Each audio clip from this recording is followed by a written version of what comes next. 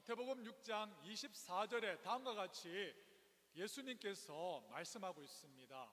한 사람이 두 주인을 섬기지 못할 것이니 혹 이를 미워하고 저를 사랑하거나 혹 이를 중히 여기고 저를 경히 여김이라.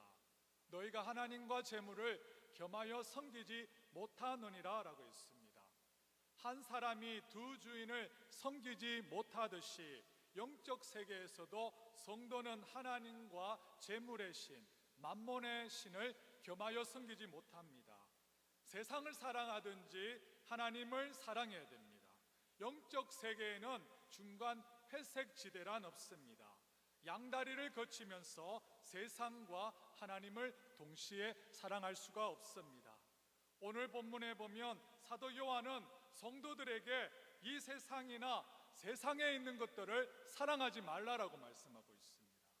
그러면 성도가 세상을 사랑하지 말아야 되는 이유가 무엇입니까? 그 첫 번째 이유는 세상에 대한 사랑과 하나님에 대한 그 사랑은 함께 공존할 수 없기 때문입니다. 본문 우리 15절 16절 다 같이 읽도록 하겠습니다. 시작. 이 세상이나 세상에 있는 것들을 사랑하지 말라. 누구든지 세상을 사랑하면 아버지의 사랑이 그 안에 있지 아니하니 이는 세상에 있는 모든 것이 육신의 정욕과 안목의 정욕과 이생의 자랑 다 아버지께로부터 온 것이 아니요 세상으로부터 온 것이라. 오늘 본문에 보면 세상이라는 단어가 6번 반복해서 나옵니다. 본문을 바르게 이해하기 위하여서는 오늘 본문에 나오는 이 세상이라는 이 뜻을 정확히 이해해야 됩니다. 여기에 나온 세상은 하나님께서 창조하신 세상을 의미하지 않습니다. 왜냐하면 하나님이 지으신 이 세상 모든 만물은 선하고 아름답기 때문입니다. 또한 요한복음 13장 16절에서 하나님이 이 세상을 이처럼 사랑하사 독생자를 주셨느니 라고 했는데 예수님께서 위하여 죽으신 세상을 의미하지 않습니다. 본문에서 말하는 이 세상은 하나님을 반역하는 상태로 마귀의 지배하에 있는 악한 세계의 시스템을 말합니다. 사도 요한은 성도들에게 하나님의 뜻을 반역하는 타락한 제약된 세상을 사랑하지 말라라고 권면하고 있습니다. 사도 요한이 타락한 죄된 세상을 사랑하지 말라라고 이렇게 권면한 아주 중요한 이유가 있습니다. 그것은 당시 가장 대표적인 이단인 영지주의자들의 잘못된 가르침 때문입니다.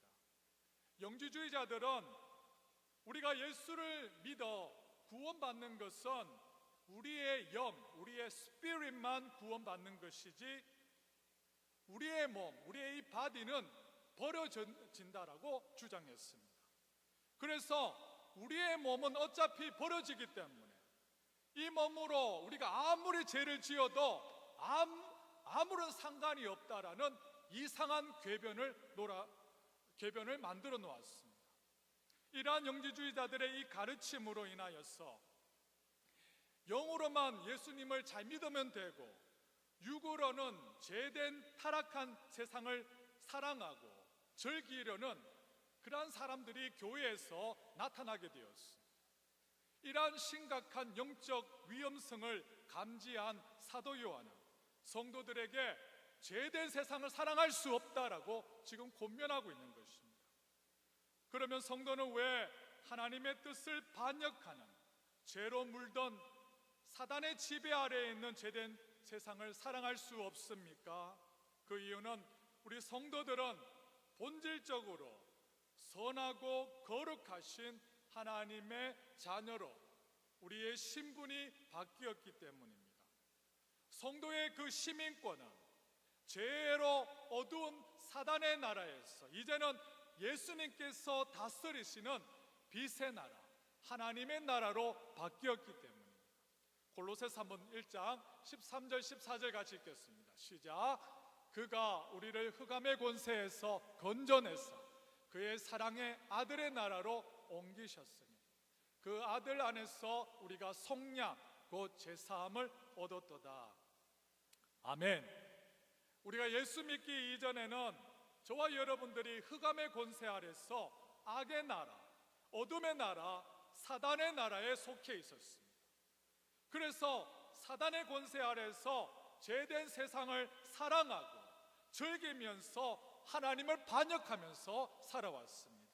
하지만 하나님의 은혜로 예수 그리스도의 그 보혈을 통하여서 흑암의 권세로부터 우리가 건진받았어. 이제는 빛의 나라, 거룩함의 나라인 예수님께서 다스리시는 나라로 우리의 영적 국적이 바뀌었던 것입니다. 그러므로 빛의 나라, 거룩한 나라에 속한 저와 여러분들은 더 이상 과거 예수 믿기 이전과 같이 사단이 다스리는 이 어둠 속에서 죄된 세상을 사랑하면서 살아갈 수가 없습니다. 왜냐하면 그리스도인은 빛의 나라인 그의 아들의 나라에 속하여 우리의 속 사람이 바뀌어서 이제는 그 신분에 걸맞게 살아가게 되어 있기 때문입니다. 만약 어떤 사람이 입술로는 예수님을 믿는다라고 고백할지라도 흑암의 권세 아래에서 죄된 세상을 계속해서 지속적으로 사랑한다라면 본문 15절에 어떻게 말씀하고 있습니까? 이 세상이나 세상에 있는 것들을 사랑하지 말라. 누구든지 세상을 사랑하면 무엇이 그 안에 있지 않다라고 했습니까? 아버지의 사랑이 그 안에 있지 않다라고 했습니다.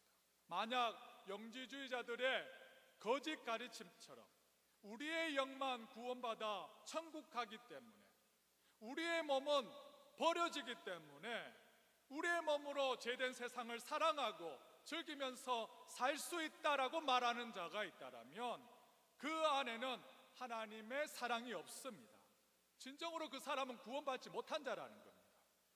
그리고 나서 죄된 세상에 속한 세 가지를 말씀하고 있습니다.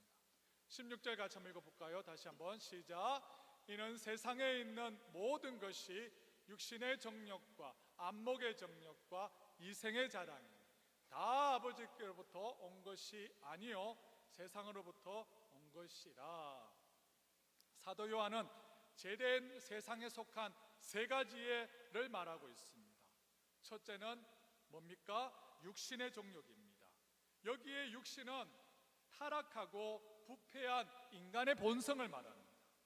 하나님을 떠나 제멋대로 살아가는 죄인의 욕망인데 로마서 1장 29절에 나왔듯이 이러한 예는 불의, 추악, 탐욕, 악의, 시기, 살인, 분쟁, 시기, 악독과 같은 이러한 하나님을 떠난 인간의 본성에서 나온 죄인의 욕심을 말합니다. 둘째는 안목의 정욕입니다. 이것은 모든 사물을 탐닉하는 욕망을 의미합니다. 또한 외적인 것을 보므로 유혹을 일으키는 성적인 욕망을 말합니다. 이것은 에덴 동산에서 하와의 눈에 금단의 나무가 눈으로 보암직했던 것이나 여인 바세바가 모욕하고 있었을 때 그녀에 대한 다윗의 탐욕에 찬 눈으로 응시하는 안목의 정욕을 말합니다. 셋째, 이생의 자랑입니다. 이 세상에 자랑하는 그 일에 그 마음이 빼앗기는 겁니다. 돈을 자랑하게 되고요, 학력을 자랑하게 되고요, 자기의 권력을 자랑하게 되고 자기의 인기를 자랑하게 됩니다. 여러분, 이러한 자랑은 다 허탄한 자랑이라고 말씀하고 있습니다. 지금 제가 말씀드린 이 세 가지의 예, 육신의 정욕, 안목의 정욕, 이생의 자랑은 모두 하나님께로부터 비롯된 것이 아니라 죄된 세상으로부터 온 것이기 때문에 성도는 절대로 사랑해서는 안 될 것입니다. 성도인 저와 여러분들은 어둠의 나라, 악의 나라, 사단의 나라에서 이제는 빛의 나라로 우리의 영적 국적이 바뀌었기 때문에 우리의 몸을 불의의 무기로 죄에게 우리가 내어주지 말고 도리어 우리의 몸을 의의 무기로 하나님께 드리며 영광 돌려야 된다라고 성경은 말씀하고 있는 것입니다. 로마서 6장 12절 13절 같이 한번 읽어보겠습니다. 시작. 그러므로 너희는 죄가 너희 죽을 몸을 지배하지 못하게 하여 몸의 사욕을 순종하지 말고, 또한 너희 지체를 불의의 무기로 죄에게 내주지 말고, 오직 너희 자신을 죽은 자 가운데서 다시 살아난 자같이 하나님께 드리며 너희 지체를 의의 무기로 하나님께 드리라. 아멘. 12절에 그러므로 너희는, 여기서 이 너희는 예수님의 보혈로 구원받은 너희는 죄가 너희 죽을 몸을 지배하지 못하게 하여 몸의 사욕에 순종하지 말고라고 되어 있습니다. 또한 13절에 또한 너희 지체를 불의의 무기로 죄에게 내주지 말고 오직 너희 자신을 죽은 자 가운데서 다시 살아난 자같이 하나님께 드리며 너희 지체를 의의 무기로 하나님께 드리라고 되어 있습니다. 여기서 가장 중요한 말씀은 뭐냐면 13절 하반절에 나왔던 말씀, 오직 너희 자신을 죽은 자 가운데서 다시 살아난 자같이, 다시 말해서 이미 부활한 자같이 하나님께 우리 몸을 드리라는 것입니다. 이 말의 의미는 죄가 완전히 사라진 부활한 자, 완전한 자같이 지금 이 시간 우리의 마음을 그렇게 드리라는 것입니다. 지금 이 땅의 성도의 삶은 예수 그리스도를 믿어 칭의되어 구원받았지만 우리 안에는 여전히 죄성이 남아 있습니다. 이 죄성이 사라질 때는 우리가 죽을 때이고요, 또한 예수께서 부활하실 때, 예수께서 재림하실 때 우리의 몸과 영은 부활하게 될 것입니다. 그런데 사도 바울은 우리가 아직 경험하지 못한 예수님께서 재림하실 때 미래에 일어날 일, 우리의 몸과 영이 부활할 이 영화의 삶을 지금 이 시간 현재 성화의 삶을 살아가면서 앞으로 있을 그 미래의 일을 지금 현재로 당겼어 이미 부활한 자같이 너희 몸을 하나님께 드리라라고 말씀하고 있는 것입니다. 현재 이 시간에도 미래에 있을 천국의 경험을 앞당겼어 우리의 몸이 죄가 없는 완전한 같이 하나님 앞에 살아가라고 말씀하고 있는 것입니다. 여러분, 이 얼마나 파격적인 말씀입니까? 윌리엄 틴데일이 그의 로마서 강론을 결론을 맺으면서 이런 말을 했습니다. 이제 독자들이여, 그리스도는 그대가 다시 하나님을 진노케 하기 위해 속죄를 이루신 것이 아닙니다. 그대가 계속 죄 가운데 살도록 하기 위하여 그대의 죄를 위하여서 죽은 것도 아닙니다. 오직 그대가 새로운 피조물이 되어 육신의 뜻이 아니라 하나님의 뜻을 따라 새로운 삶을 살도록 하기 위하여 그렇게 하셨다는 사실을 기억하기 바란다라고 말을 했습니다. 여러분, 그러므로 영지주의자들이 그 거짓 가르침처럼 우리의 영만 예수님을 잘 믿고 천국에 간다라고 말하면서 그렇게 살아갈 수가 없게 되어 있습니다. 우리의 몸으로 죄된 세상을 사랑하고요, 육신의 정욕, 안목의 정욕, 이 생의 자랑으로 우리가 살아갈 수 없는 존재가 되었다는 겁니다. 여러분, 우리가 진정으로 예수 그리스도를 믿음으로 구원받은 자라면 이제 아들이 다스리는 그 하나님의 나라에 우리가 천국 시민이라면 우리의 영뿐만 아니라 우리의 몸을 불의의 무기로 죄에게 내주지 말고 마치 우리 몸을 부활한 자처럼 의의 무기로 하나님께 드려야 될 줄 믿습니다. 여러분, 이것이 예수님의 보혈로 예수님이 다스리는 빛의 나라, 새하늘과 새 땅, 저 천국의 시민된 저와 여러분의 삶인 줄 믿습니다. 두 번째, 성도가 세상을 사랑하지 말아야 할 이유는 세상에 있는 것들은 유한하고 하나님의 뜻을 행하는 자는 영원하기 때문입니다. 본문 17절을 같이 한번 읽겠습니다. 시작. 이 세상도 그 정욕도 지나가되 오직 하나님의 뜻을 행하는 자는 영원히 거하느니라. 17절에서도 이 세상도 그 정욕도 지나간다라고 했어요. 육신의 정욕도 안목의 정욕도 이 세상의 자랑도 다 지나가는 것이라고 말씀하고 있습니다. 하지만 오직 하나님의 뜻을 행하는 자는 영원한 줄 믿습니다. 여러분, 여기에서 요한은 기독교의 역사가 아닌 종말론적 역사관의 관점에서 말하고 있다는 것을 기억해야 됩니다. 여러분, 종말론적 역사관이란 무엇이라고 말씀드렸겠습니까? 기독교에 말하는 종말론적 역사관이란 하나님의 그 창조와 인간의 타락, 그리고 예수님이 이 땅에 오셔서 십자가에서 죽으시고 부활하심으로 인간을 구속하시고 그 후에 하늘로 승천하셔서 성령을 통하여서 십자가에서 이루신 구원을 우리 모든 성도들에게 적용하신 후에 마지막으로 예수님께서 재림하심으로 구원의 역사를 완성하신 후에 영원한 하나님의 나라, 새하늘과 새 땅으로 이어진다는 기독교의 역사관을 말합니다.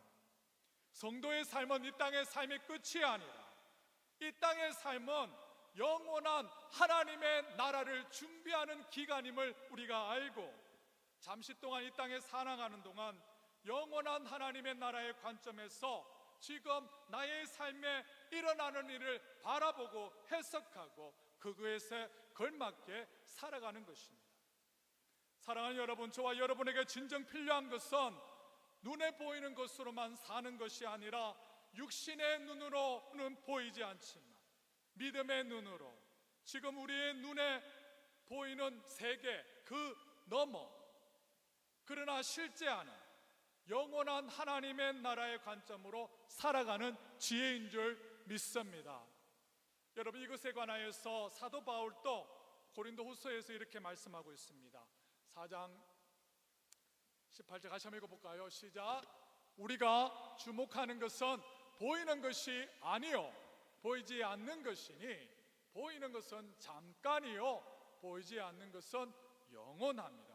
사도 바울은 영원한 하나님의 나라의 시민권을 가진 성도가 주목해야 하는 것은 뭐냐면, 성도가 진정으로 소망해야 될 것이 뭐냐면 보이는 이 세상의 것들이 아니라고 말씀하고 있습니다. 왜냐하면 눈에 보이는 모든 것은 얼마 동안 존재하다가 낡아지고 사라지기 때문입니다. 육신의 정욕, 안목의 정욕, 여러분 이 생의 자랑, 이 모든 것이 잠깐이라는 것입니다. 하지만 지금 보이지 않는 것은 영원합니다. 하나님의 나라는 영원한 줄 믿습니다. 그러므로 참된 지혜의 출발은 우리 인생의 삶이 유한하고 죄된 세상을 즐기고 이러한 쾌락은 일시적인 것임을 깨닫는 것부터 시작하는 것입니다. 그리고 이 땅의 삶은 앞으로 도래할 영원한 하나님의 나라의 삶을 준비하는 기간임을 깨닫고 영혼의 관점에서 이 땅에서 하나님의 선한 일을 분별하고 거룩한 주님의 그 뜻을 이루어가는 삶이라는 것입니다. 이렇게 살아갈 수 있는 은혜가 저와 여러분 가운데 있기를 원합니다. 여러분, 이 땅에 많은 사람들이 세상을 사랑하고 세상에 소망을 두면서 왜 살아가고 있습니까? 아침에 잠깐 보이다가 없어지는 안개처럼 우리의 인생도 잠시 있다가 없어지는 인간의 인생의 찰나성, 인생의 유한성을 깨닫는 지혜가 없기 때문입니다. 노아 시대 당시에서도 사람들은 그 생활에 너무나도 바빴습니다. 시집가고 장가가고 장사하고 집을 짓는 일들, 세상의 일에만 집중하였습니다. 그래서 하나님을 예배하고 하나님을 경외하는 일에는 아무런 관심이 없었습니다. 그래서 노아가 120년 동안 하나님의 심판을 그들에게 외쳤지만 자기 식구들 외에는 단 한 명도 귀를 기울이지 않았습니다. 결국 모두가 심판을 받았습니다. 찰스 스터드가 쓴 아주 유명한 시가 있습니다.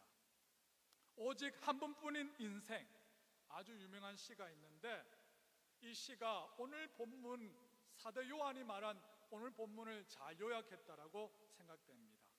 그 중에 한 귀절을 읽어드리도록 하겠습니다.